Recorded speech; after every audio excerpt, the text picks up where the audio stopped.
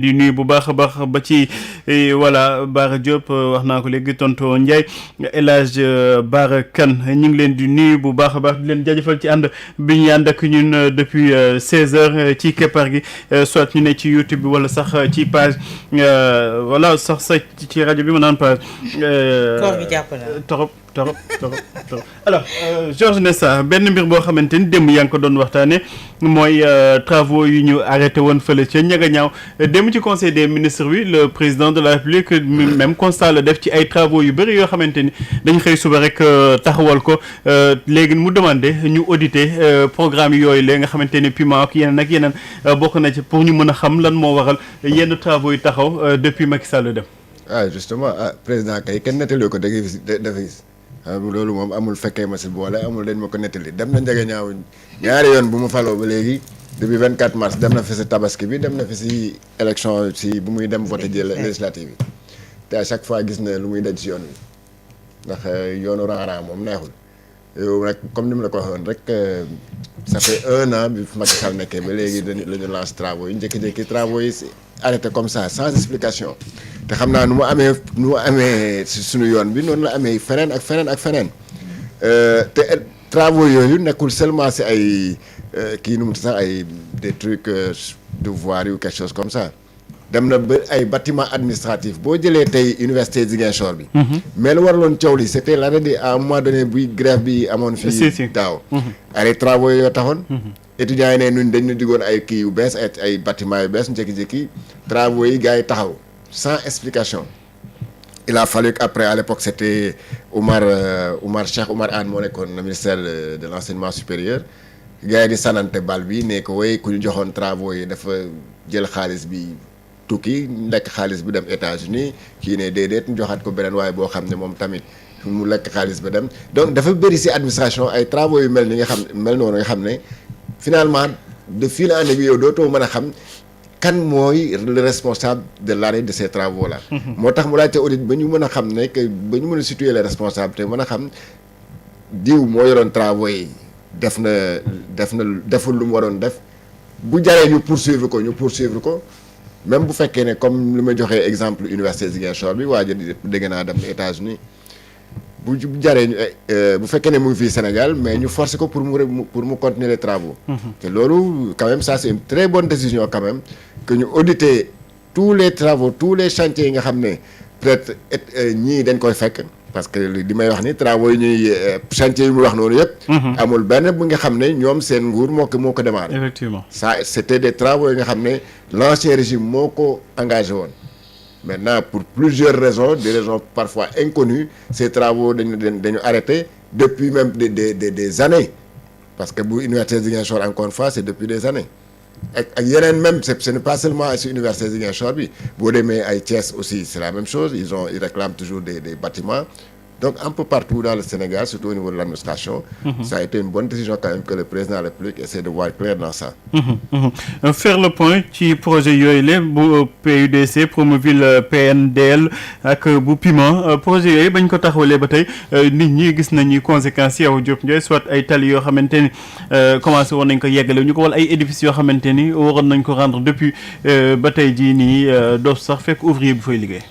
Pape xam nga tous ces problèmes là xam nga lan moo ko indi woon. oui moom moo di ne dañ doon jël ces projets là duñ ko jox ñi nga xamante ne ñoo ko war a liggéey. par exemple dañ doon jël projet bi wala ñu jox ko un entrepreneur déedéet dañuy ñëw Pape Matar sama xarit la ñu jox ko Pape Matar jël ko sous-traité waat. effectivement et on se rappelle très bien que premier ministre bi mu toogee li mu njëkk a wax. mooy par rapport au logement des enseignants de Matam je pense. biñ koy wax naan ko dañu soxla logement yeeg yi ni mel il avait donné le coût. wax la rek ne benn bâtiment R+1 ñu ngi koy évaluer à tant de milliards benn bâtiment ñu ne la 1 milliard et quelque R+1. mu waxoon ne loolu ça sent l'arnaque ak li nga xamante ne moo di surfacturation mënuñu woon ñëw rek bàyyi bâtiment yooyu ñuy continuer ñu koy tabaxee noonu il fallait que ñu auditer ko. évaluer ba pare doog a xool nag sur quelle base la ñuy demee Pamata et je pense que ci côté boobu la ñu mën a wax ne. ñëpp mën nañ jàpp ne dafa yéex mais mën nañ jàpp ne également c'était une bonne chose pour permettre également ñu économiser li nga xamante ne moo di koppar gi mais ñi nga xamante ne également Pape moo di les véritables acteurs de ces secteurs là ñu jox leen ko parce que tey Pape Matar mënul nekk ci wàllub journalisme tasum xibaar ñu ne dañuy joxe marché tabaxum tali Pape Matar dem taxaw postuler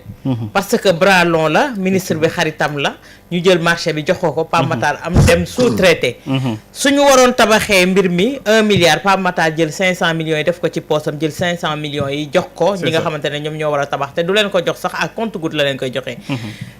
li fi indi problème ci édifice yeeg tali yeeg yi ni mel yëpp Pape loolu moom moo ko indi ci réew Sénégal bu président toogee ne nañu diligenter les choses c'est-à-dire que ne kon audit biñ ci doon def pare nañ ci xam nañu nag léegi sur quel pied danser pour que ñu acheminer ces travaux là également man je pense que c'est une aubaine et également dina permettre Pape ñu mu tuddati wàllub chômage beeg yi ni mel ñu réduiraat ko ndax bu fekkee ne jox nañ ko les véritables ayants droit ñoom dinañu jël les hommes yi nga xamante ne qu'il faut pour ñu jox leen liggéey boobu ñoom tamit ñu dem liggéeyu ko dootul nekkati liggéeyu yaama neex wala liggéey koo xamante ne yoonam nekku ci xamu ci dara gis nañ yàgg nañ ko gis marché état da ngay gis koo xamante ne ab tailleur la ñu jox ko marché wu loo xamante ne ab tabax ay édifice public la Pape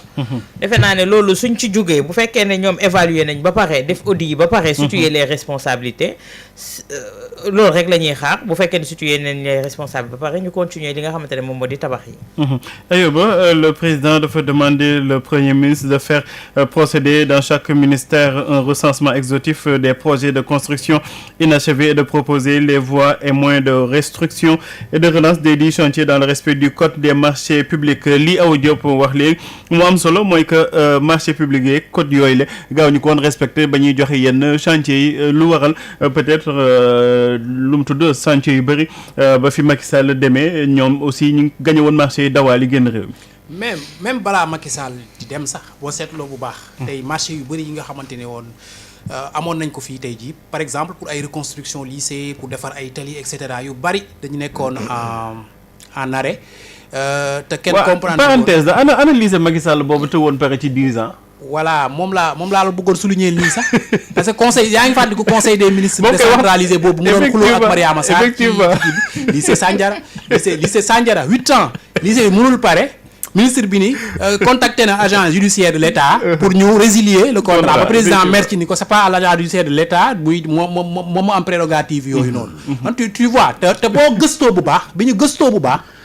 entrepreneur bi nga xamante ne tey jii moom lañ joxoon lycée boobu noonu mooy entrepreneur presque bi nga xamante ne tey jii daanaka chantier yi Sénégal yi am problème yëpp turam da ciy feeñ donc on va pas citer de nom pour tooñ mais c'est le même entrepreneur quasiment moo xamante ne tey jii turam ci kii chantier yi nekk à l'arrêt yëpp wala chantier yi am problème en cours moom turam nga ciy fekk ce qui nous fait dire que tey jii marché yi ni ñu ko doon joxee ni ko Awa Diop Ndiaye waxee léegi dañ ko dul woon jox ñi nga xamante ne tey jii ñoom ñoo am compétence bi pour liggéey li nga xamante ne tey jii mooy def liggéey bi ci war te loolu c'était un véritable problème donc tey jii loolu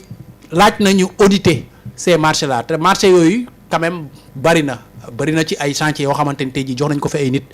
liñ ci waroon def defuñu ko ci mu nekk à l'arrêt ba tey jii mu indi ay problème kaaw université yi ñu ngi fi nga xamante ne tey jii dañ leen promettroon ay infrastructure ba léegi infrastructure yooyu yeggagul ba léegi donc yooyu yëpp dañ ko war a audit mais au-delà de ça am na tamit loo xamante ni tey jii nouvelle autorité bi ñu ñëwee ay décisions yoo xamante ni jël nañ ko pour arrêter ay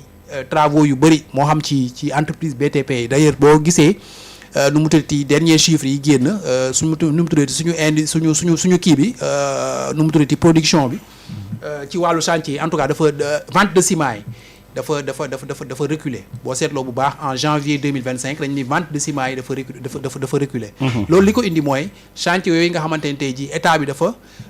nu mu tuddati commandité woon ay audit parce que marché yi ni ñu ko joxe woon daanaka jaaduwul ba état bi commandité audit ñu arrêté chantier yooyu moo xam ay tali la woon ñu doon defar moo xam ay chantier infrastructure yenn yoo xamante ne woon dañ koy defar pour man loolu état bi war na ci xoolaat bu baax revenir parce que tey jii boo arrêté chantier yooyu noonu ñi nga xamante ne tey jii ñoo gagné woon marché yi peut-être ñoom am nañu la possibilité de continuer di dund niñ doon dundee parce que c'est ay borom barke lañ parce que am nañ xaalis mais pères de famille yi nga xamante ne tey jii des milliers de pères de famille yi doon liggéey ci chantier yooyu BTP yi tey jii c'est des milliers c'est des centaines de familles yoo xamante ni ñoo nekk seen ginnaaw làkku tey jii dafay créer benn taux de chômage boo xamante ne tey jii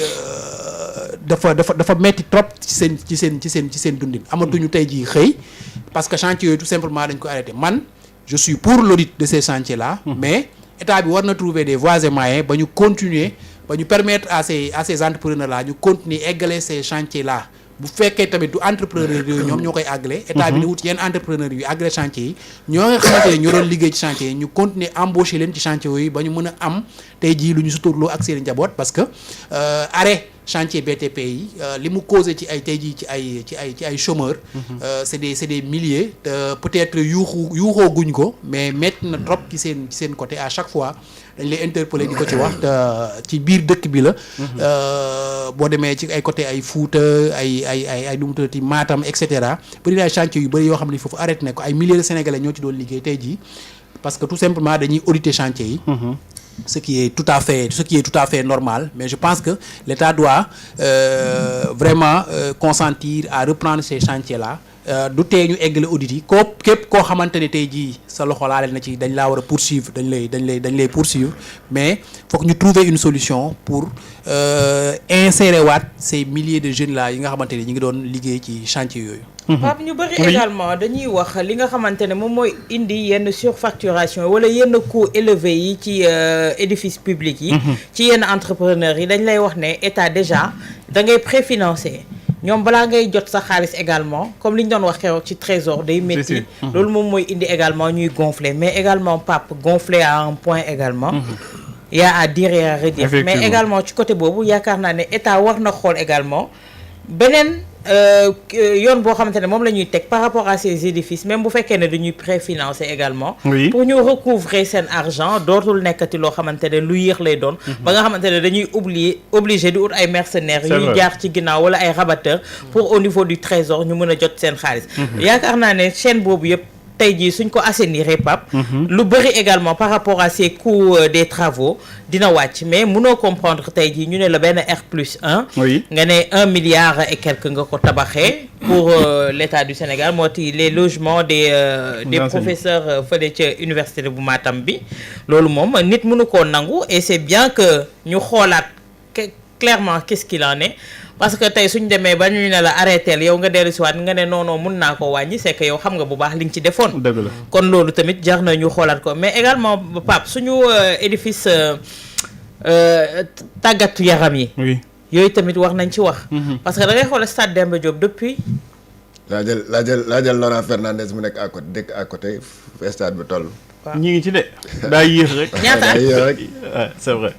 c'est vrai te yaakaar naa sax bokk na ci ñu war a utiliser ci Jeux olympiques yi de. bu ma mais bien sûr. bien sûr Pape parce que aussi capitale bi la nekk et en plein cœur également on en aura besoin tey ni ñuy def stade amitié tamit rénovation bi ça a pris combien d'années. mais léegi stade l'amitié yaakaar naa léegi mu pare. non léegi mu pare on était keroog bi ñuy def visite de terrain bi defe naa ne état d'avancement des travaux c'était 80%. 80%. même Demba Diop bi dañoo waxoon ne normalement waroon nañ ko livrer normalement si année bi ah. mu jot ko moom yéex na trop en tout cas. ça a pris trop de temps. waaw dëkk naa tuxu naa foofu ñuy defar Demba Diop ba ma taxuwaat feneen ba léegi Demba Diop ñu ngi koy continuer. Iba Mar aussi bu ma juumul ba ñu commencé seen travaux yi yàggul donc pour loo xamante ne dafa war a recevoir les Jeux olympiques de la jeunesse dina xaw a doy waar tuuti. alors beneen point bi ñu tëj jotaay bi yëkkati ko mooy li premier ministre bi souligné préoccupation récurrente des